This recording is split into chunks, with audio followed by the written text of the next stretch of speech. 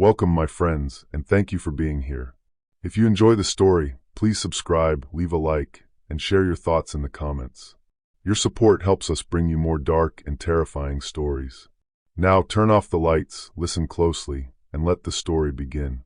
I found the Verne family's car at a day-use turnout beneath a granite basin that should have been empty by late afternoon.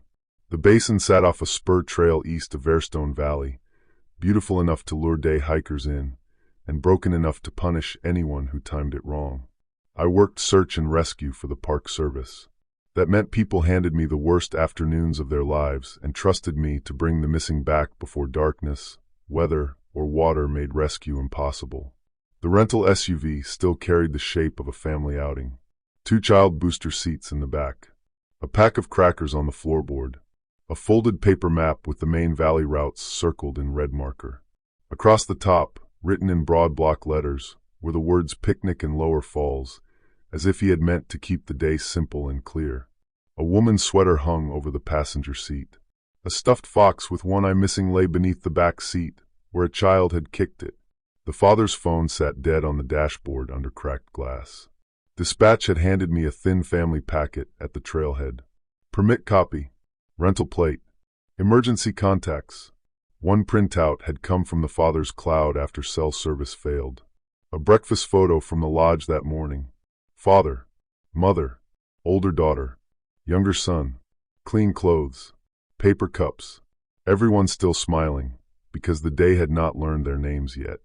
I crouched beside the driver's door and studied the dust. 4 sets of prints had gone out. 2 adults, 2 children. That part made sense. The angle did not. The family had left the turnout, crossed scrub and shattered stone, and climbed toward a basin with no marked trail and no reason to enter it after lunch. Someone had tried to mark a route back.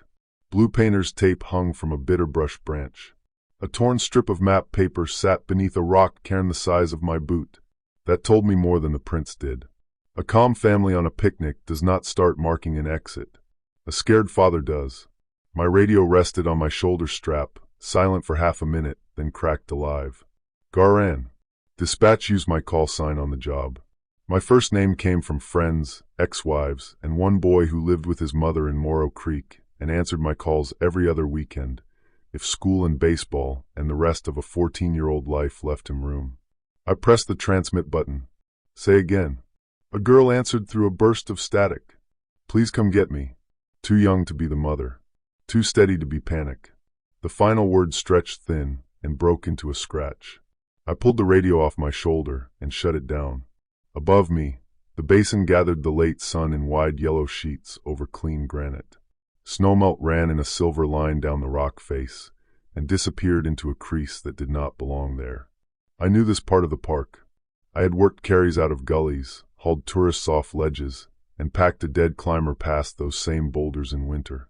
That wall should have held a slope of white stone, scattered pine, and a dry seam where runoff crossed in spring. Instead, the water vanished into something deeper. I started upward anyway. Searchmen like me live by one simple rule. Fresh sign first. Get ahead of the dark. Do not wait for perfect understanding when someone is still moving and warm. That rule had saved people for me before. I had found a lost boy beneath a fallen cedar because I ignored a map that said there was no drainage there. I had reached a diabetic man beside the Merced because I cut away from the marked trail and trusted broken reeds and candy wrappers in the sand. It had cost me 2 years ago. I stayed too long on a river search because I could not stop believing a child might still be snagged alive in an eddy somewhere upstream. We found the body 2 counties down. My captain told me afterward that hope and denial were the same coat in bad light. I remembered the sentence. I never liked it. Halfway up the slope, I found a child's shoe print in a patch of mud on bare stone. Small, deep at the toe, the mark of a kid being pulled by an adult moving too fast. Beside it, one adult boot had skidded and left a long gray streak. Near the top, another strip of blue tape clung to a juniper twig, snapping in a wind I could not feel lower down. I stopped at the last place where I could still see the turnout. My partner, Lucan Ortega, would bring the rest of the team up the lower trail once he finished clearing another sector. Lucan had worked rescues in the park nearly as long as I had, and he trusted my field notes more than any digital pin. I took out my write in the rain pad and wrote down the time, direction of travel, and the strange seam in the rock. I tucked the note into a crack beneath a cairn where he would find it. Then I climbed the final shelf and saw the opening. Light struck the wet granite at an angle that turned stone into depth. The seam had widened into a narrow cleft lined with water-bright walls. Beyond it lay a drop and a spread of green the first could not place. Trees stood down there where none should have grown in that much shadow. The whole thing looked less like a hidden canyon than a slit cut into the side of the world. My phone came out by habit.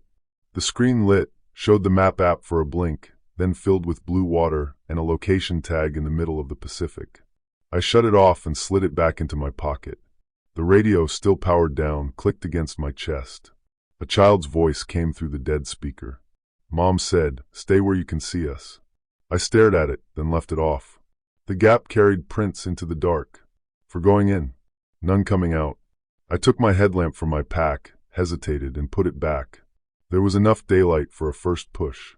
Better to save the batteries. I checked my paper map, compass, field dressing, water, flare gun, lighter, and sidearm. Then I stepped into the cleft. The temperature dropped at once.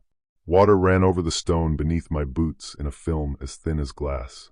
After 10 yards, the rock bent and closed the outside light behind me. After 20, I heard running water below, birds above, and a sound like someone dragging a heavy coat through brush. Then the passage opened, and the world I knew ended. A valley lay below me, where no valley had any right to be. It stretched farther than the basin could have held, wider than the contour lines on every map in my truck. Slopes fell into a meadow dark with thaw water. Bone-white trees rose from it in loose groves, each trunk wrapped in black strands that caught the light the way wet hair does. Beyond the meadow, a red glare moved across a distant ridge, as if another season burned a mile away. Above it all hung a sky the color of old pewter, with no sun I could point to. I turned back and laid my hand against the cleft behind me. Granite met my palm, smooth and solid. The opening had sealed. A smarter man might have sat down then and worried through every angle of that fact before taking another step. I started downhill because somewhere below me a child began to cry. The slope carried me into the thaw meadow by way of broken stone and slick mud. I marked my route with orange survey tape and a line on my map. My compass spun twice, paused, and aimed west. I turned in a full circle. It still aimed west, even when west sat behind me to my left and somewhere down in the black water at my feet. That narrowed my choices. Old methods only. Terrain, current, light, memory. The white trees near the meadow had no bark. Up close, I saw their trunks were packed from something closer to bone than wood. Long, pale lengths woven together with black strands buried in the seams. At shoulder height, one trunk held a rusted tent stake half-grown into its side. Another had a child's plastic bracelet set deep beneath the surface like a fossil. I kept moving. A low patch of water spread ahead of me, dark enough to hide its depth. Something shifted there, pale beneath the surface. Then a face broke clear, and a girl said, "Please." She lay half-sunk in black meltwater, pinned from below by white roots wrapped around her legs and waist. Brown hair plastered to her skull. Purple rain jacket. One cheek scraped raw. About 10 years old. The breakfast photo in my vest pocket had shown the older daughter in that same jacket, one front tooth gone, making fox ears behind her brother's head while her mother laughed. "Alara Verne." "I'm Ranger Vale," I said, splashing toward her. "I've got you. What hurts?" "Cold." "Anything broken?" She shook her head once. I stepped into the mud, sank to mid-calf, and almost pitched forward. Hard shapes rested beneath the muck. My boot hit something curved, smooth as river stone. I reached down and came up holding a piece of human skull. I dropped it, shifted my weight, and drew my knife. The roots around Alara were white as fresh antler, jointed in places no root should ever bend. When I sliced into one, black water seeped out. Alara watched my face while I worked. "Dad said not to come after me," she said. "Good thing I make a habit of ignoring bad instructions." That pulled the smallest smile from her. It struck me harder than it should have. For one blink, I saw my son at 8 years old, mud up to his knees after falling in the Thornmere, fighting not to cry because I was there, and fathers were supposed to fix things. The body remembers old reflexes before the mind has time to sort them. Find the child. Get her breathing. Everything else can wait. I cut the last root and pulled. Elara came loose from the mud with a wet sucking sound and slammed into me hard enough to knock us both sideways. For one instant, I saw under the meltwater. Bodies lay beneath the surface in layers. Jackets, bones, and old packs crushed together by pale root growth. Some looked recent. I got Elara onto firmer ground and wrapped her in a thermal blanket. Her skin was cold enough to numb my palm through the foil when I checked her neck. Fast pulse. Shallow breathing. Pupils even. She looked at me with clear brown eyes. "Where's your mom?" I asked. "In the hot place," she said. "Dad took Silas there because he thought a ranger station meant phones." "Which way?" She pointed across the meadow toward the red glow on the distant ridge. "That way." The gesture was quick and certain. Too certain. A child half-drowned in meltwater usually holds on to one fact at a time. Elara spoke like someone giving directions home. A sound drifted from the trees to our right. "Elara." A woman's voice. Warm. Tired. Human. The kind of voice that calls a child in from the yard at dusk. Elara stood immediately. The blanket slipped into the mud. "Mom." I caught her wrist before she could take a step. The trees shifted. A deer came out from behind one trunk, limping with a click against the stone. It had a deer's head and antlers, but its front legs bent wrong. Too many joints stacked beneath its chest. Parts of its coat looked stitched together from pieces that belonged to different animals. Its mouth opened, and Morel Verne's voice came out again. "Elara, honey, come here." The flare gun hung from my pack strap. I tore it loose, aimed at center mass, and fired. The red flare hit the deer in the shoulder and burst bright enough to cut the grove into hard light. The animal reared, screamed in a child's voice, and fled into the trees on those many-jointed legs. Elara fought me for half a second with startling strength. Then she sagged. "It uses moms," she said. "What uses moms?" She looked past me, toward the black water. This place. That should have made me stop and rethink everything from the ground up. Instead, I wrapped the blanket back around her shoulders and told myself what every rescuer tells himself when he needs one solid fact to stay solid. Children say strange things when cold and fear have been working on them. I got her moving. She walked without a limp, even though the roots had tightened around her hard enough that I expected bruises or torn skin. Mud dripped from her jeans. She did not shiver. Now and then, she looked back toward the water behind us, as if trying to remember where she had left something. I cut my palm on a root nub while cleaning my knife. It was a shallow line across the base of my thumb. I rinsed it with canteen water, taped it, and forgot about it. The meadow sloped toward a wall of stone where the world changed color. One step, I was standing in damp thaw ground with black water at my boots. The next, I crossed into heat. The rock beneath me turned dry and warm. Pines gave way to charred trunks. Ash drifted through the air in slow gray threads. High above, the sky glowed orange through smoke-colored haze. Elara lifted her face toward it like a child feeling sunlight after a long car ride. "This is where Silas cried," she said. "Silas is your brother." Her eyes moved to me. He was scared. The answer landed half an inch wrong. A child might say it. A child usually would not begin there. I kept her on my left side and followed a shallow draw toward what looked like a squat building beneath a ridge. As we came closer, the thing sharpened into the shape of a ranger station built from pieces that should never have touched.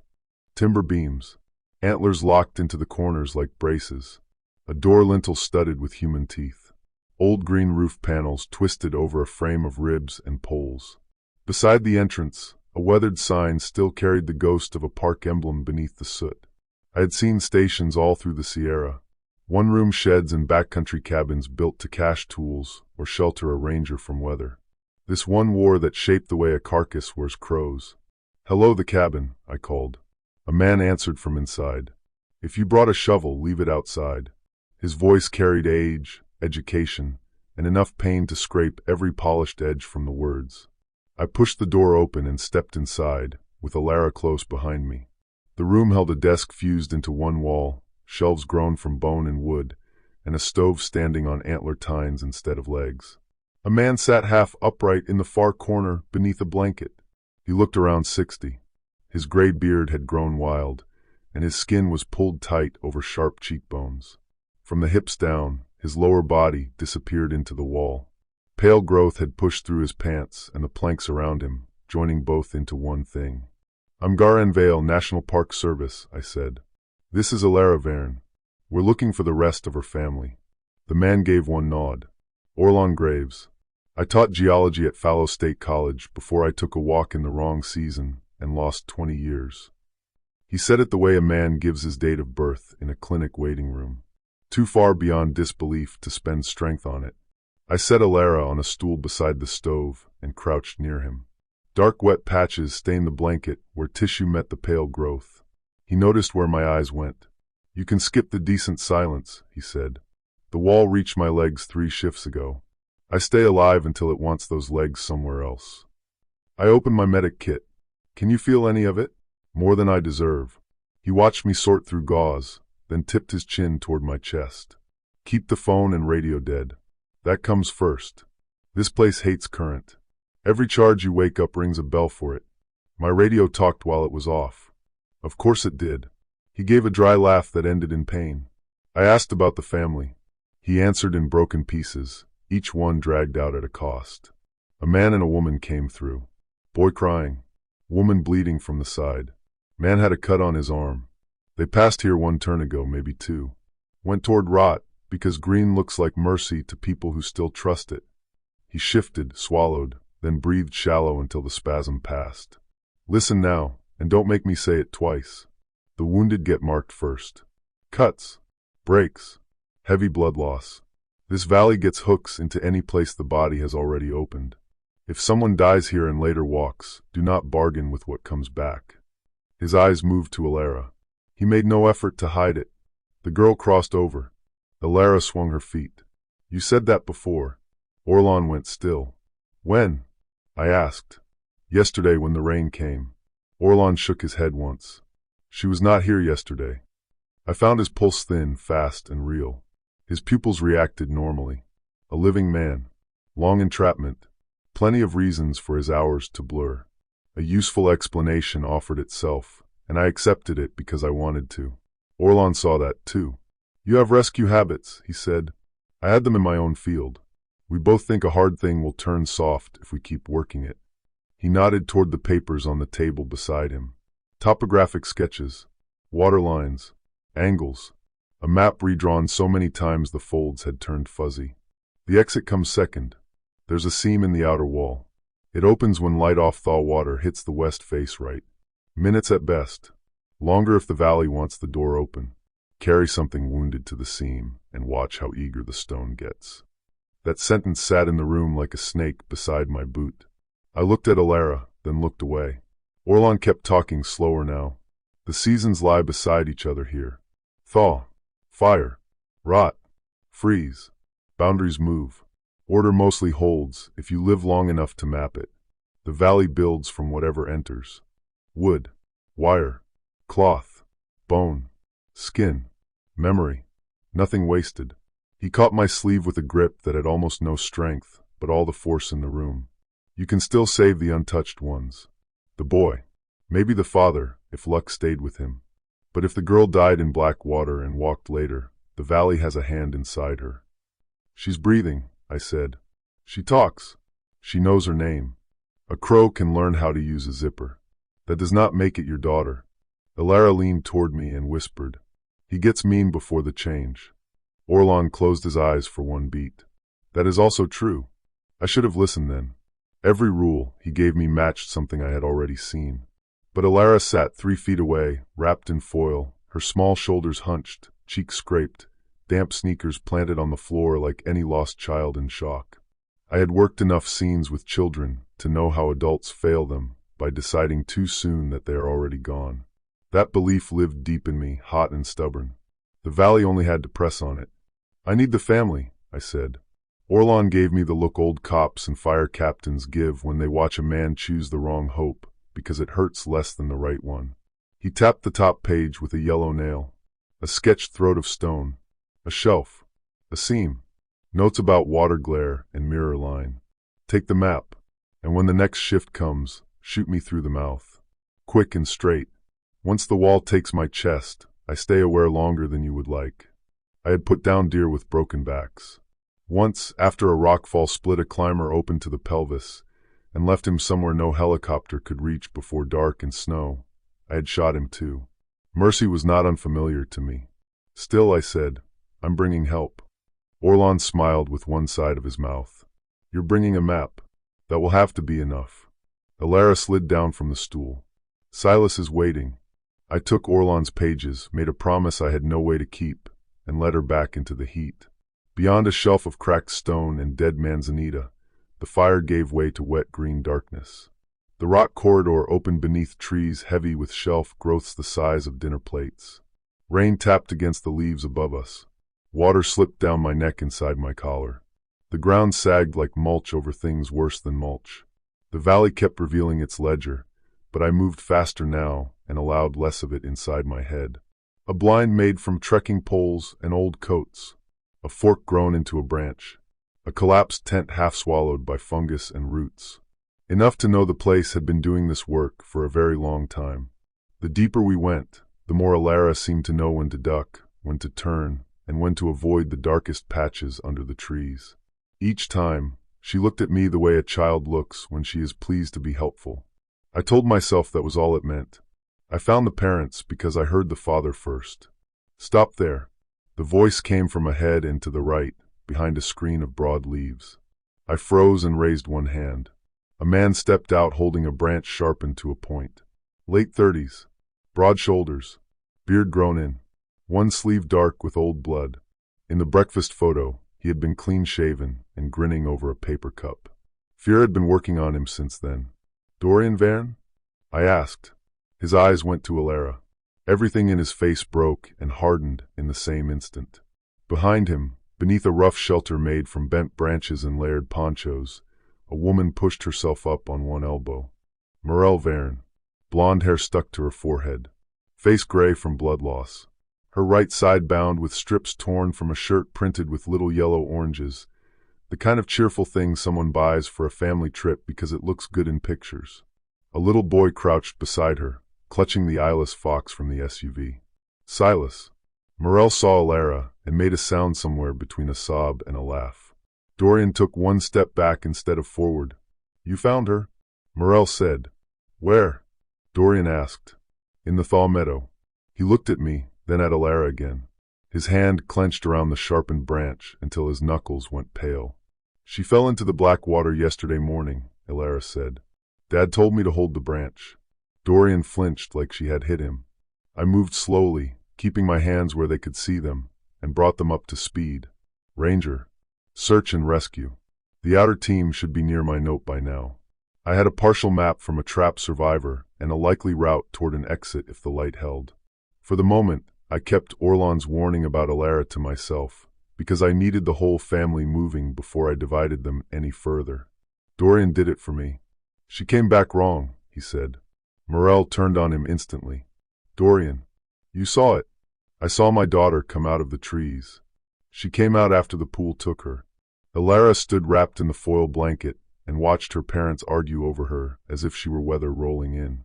Silas stared at his sister with a child's starving hope. He wanted the shape more than the truth. Tell me exactly what happened, I said. Dorian kept his eyes on Alara while he spoke. The family had left the trail chasing a view. He owned the mistake. Morel had wanted the simple route. Lower Falls. Lunch on a flat rock where Silas could throw pebbles and Alara could draw in the margins of the map. Dorian had seen the seam in the granite and thought there might be a hidden falls below it. Something worth the extra climb.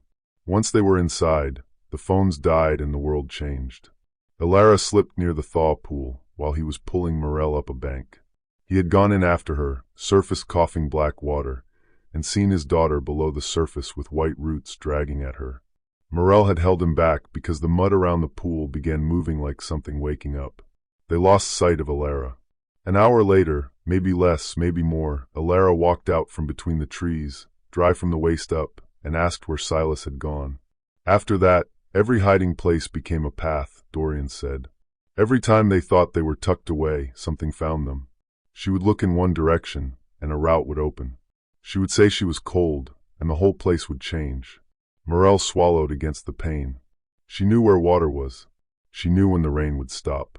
She found Silas when I lost him in the trees. Her voice shook, but steel ran through it too. Elara has always done that. She hears one cry in a crowded room and goes straight to it. Dorian turned to her. So much love and fury sat together in his face. I could see why the day had broken him open. "That was our girl," he said. "Whatever this is knows how to wear her." Elara gave him a wounded look so exact it struck every parental reflex in a man.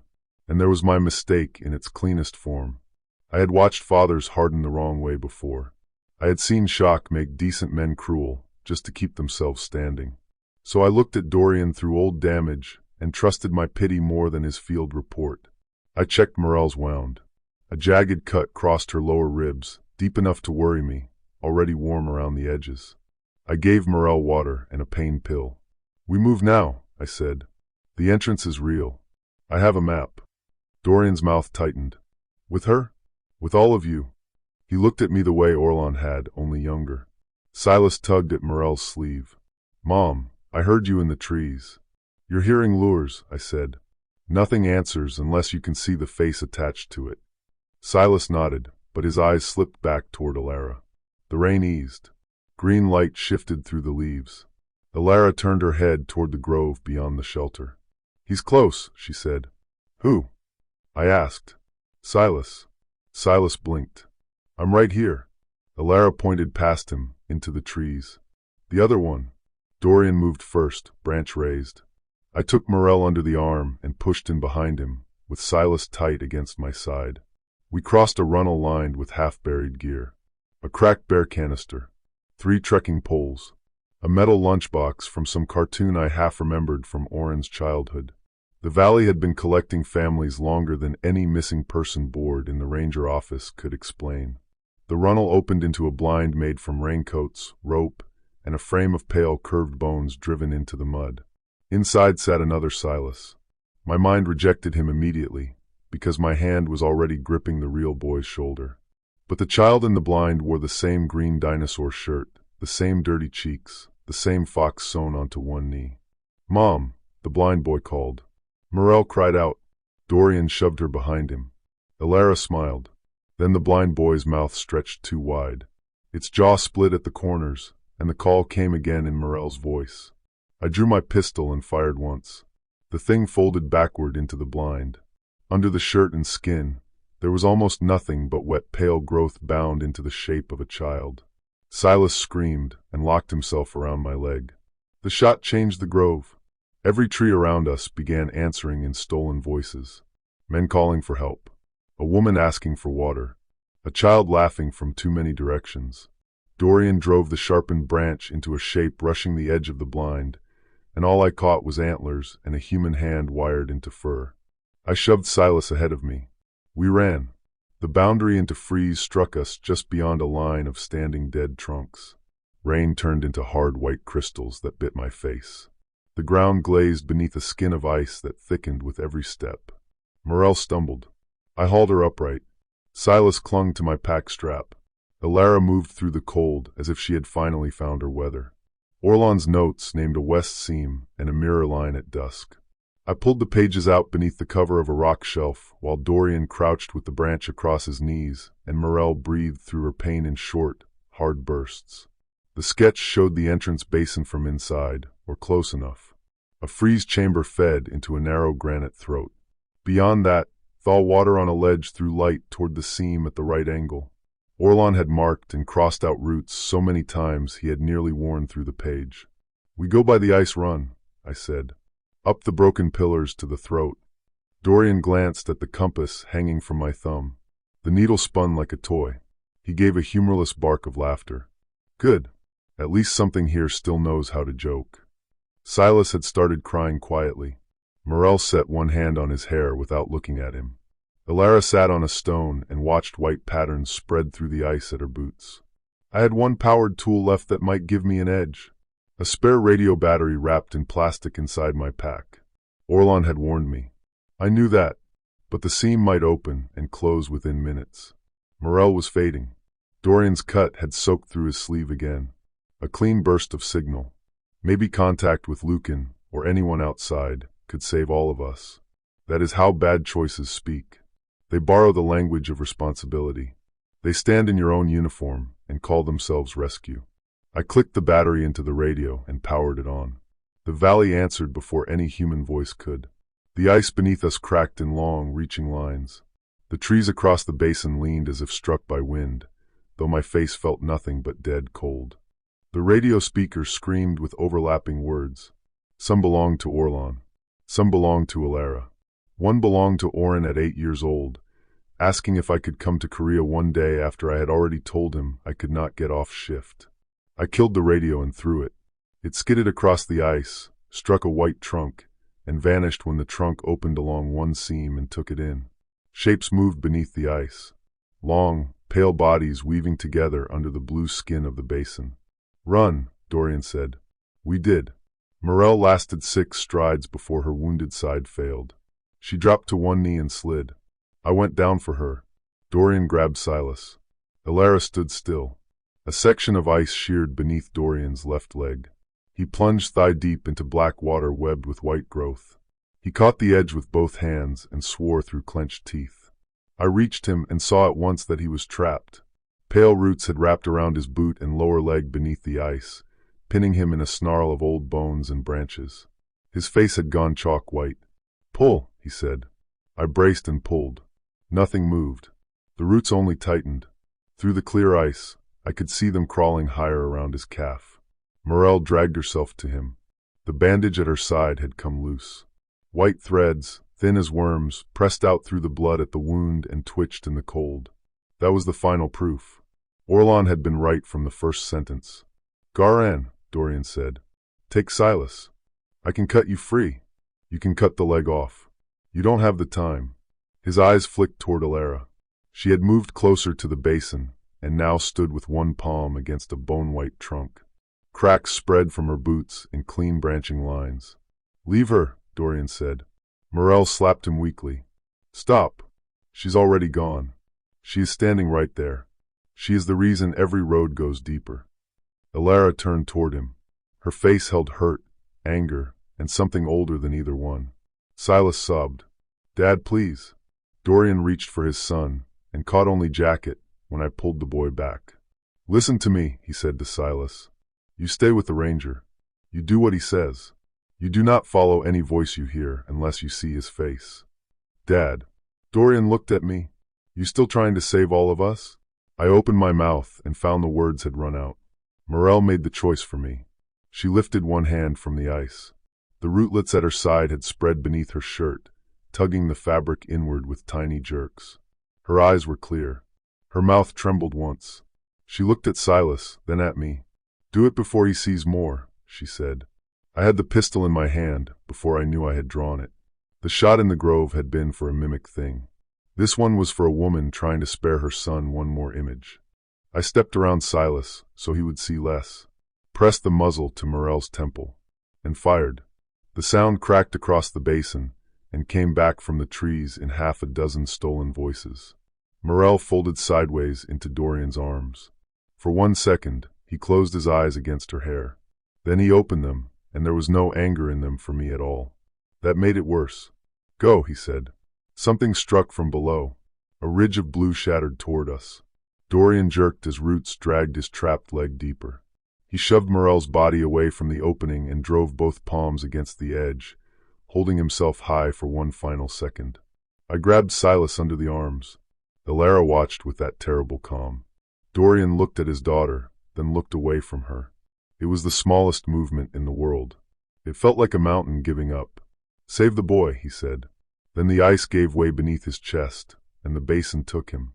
I ran. Silas stumbled beside me, his breath tearing out in short bursts. Alara moved ahead now, glancing back every dozen steps as if checking whether we were keeping up. I should have left her then. Dorian had paid enough to buy that lesson for me. But a child still wore her face, and years of training were wired into my mind. Carry the injured. Gather the lost. Nobody gets left if there is a route out.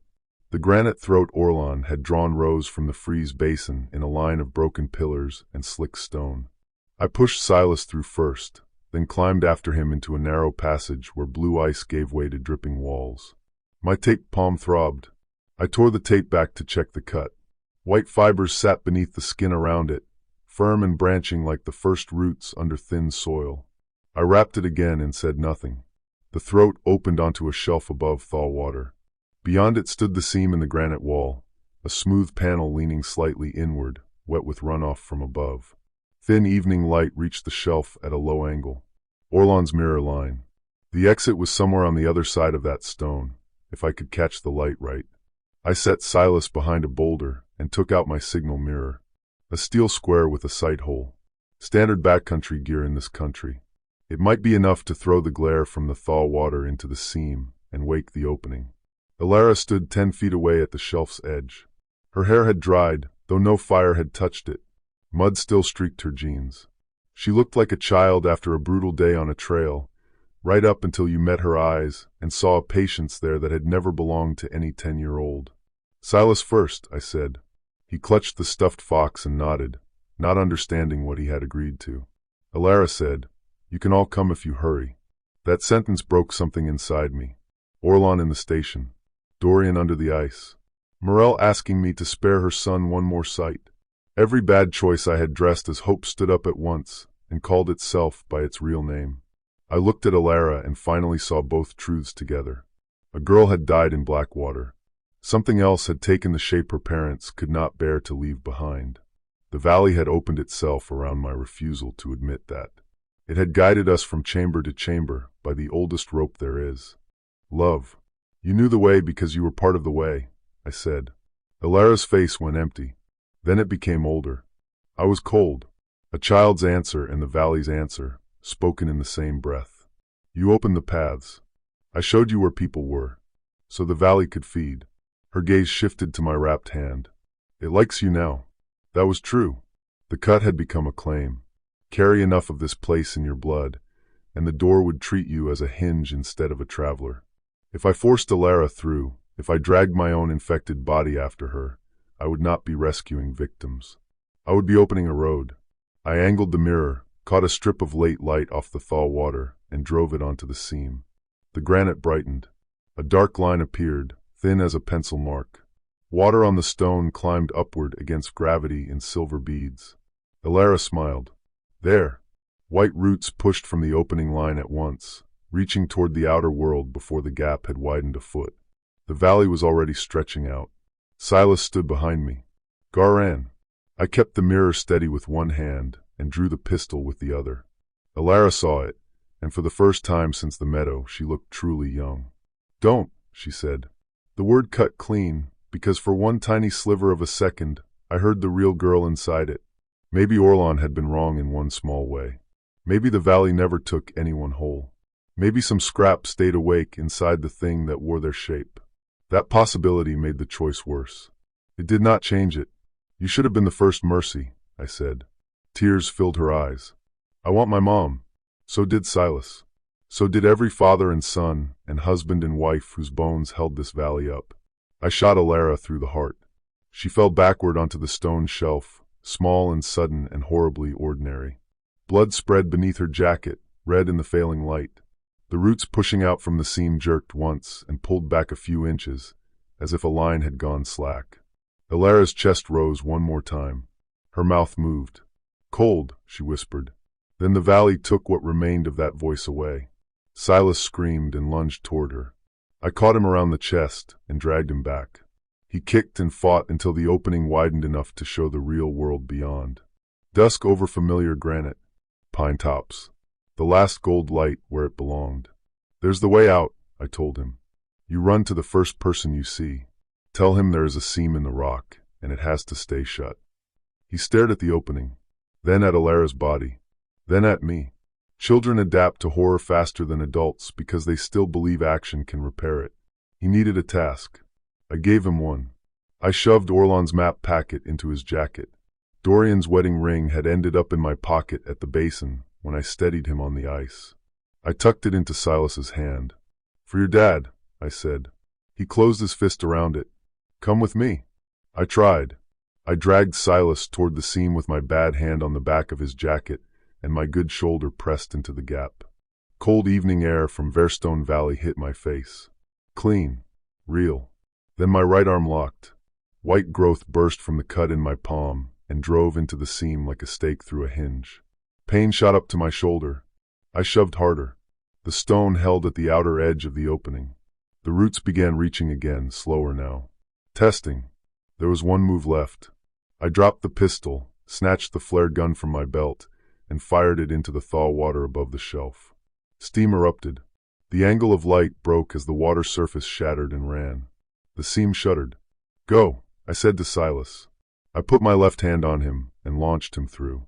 He hit the granite outside on hands and knees and rolled. Voices rose at once from the real world. Men running. Lucan among them, I think, though I never saw his face clearly through the narrowing gap. "Garan," someone called. I used the last of my reach to knock the mirror aside and ruin the light line further. The opening pinched down. Roots whipping outward caught in the seam and sheared off. A few landed on the outer rock, writhed in the dry evening air, and shrank into white threads. Then the granite closed on my arm to the elbow, and darkness fell over the seam. I was still inside. The shelf remained lit by the valley's dull sky. Alara lay where she had fallen. Her face had gone still at last.